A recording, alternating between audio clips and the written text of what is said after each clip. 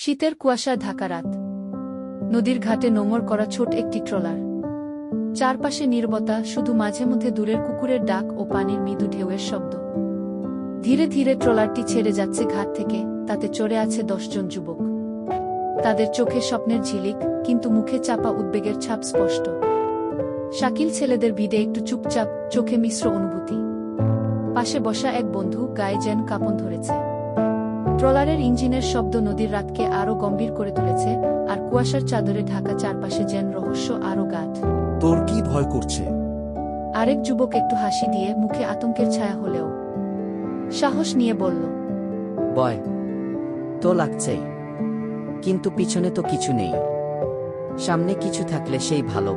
পাশাপাশি বসা ছেলেরা কেউ চুপচাপ, কেউ জানালার বাইরে তাকিয়ে নদীর অন্ধকারে কি যেন খুঁজে ফেরে। ট্রলারের দুলুনিতে চাবুর্তি কাপ কেঁপে ওঠে, আলোছায়ার খেলায় তাদের মুখে নানা অনুভূতির ছাপ পড়ে।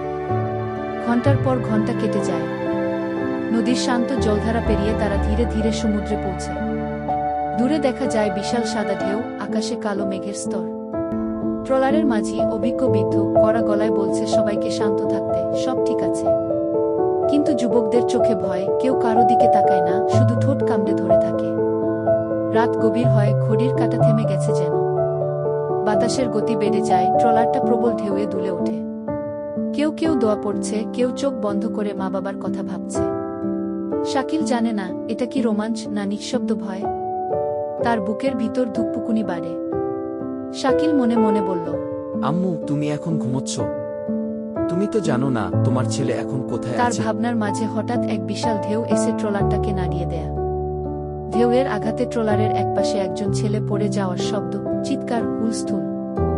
সঙ্গে সঙ্গে আরেকজন তাকে ধরে ফেলে, বাকিরা আতঙ্কে চিৎকার করে ওঠে। সেই মুহূর্তের ভিড়ে কারো নজরে না পড়ে শাকিলও জলে পড়ে যায়।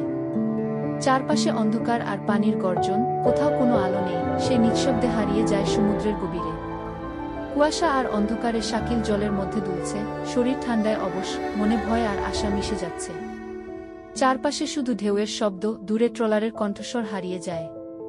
তার মাথায় একটাই চিন্তা, এটা কি তার শেষ রাত? নাকি এখান থেকেই শুরু হবে তার বেঁচে থাকার নতুন যুদ্ধ? একসময় সব শব্দ থেমে যায়, শুধু পানির মৃদু গর্জন। কুয়াশার চাদরে ঢাকা আকাশের নিচে, সমুদ্রের বুকের গভীরে শাকিল নিঃশ্বাস নিতে নিতে লড়ে যাচ্ছে। অজানা এক যুদ্ধের শুরু, বেঁচে থাকার, ফিরে যাওয়ার, অথবা হারিয়ে যাওয়ার।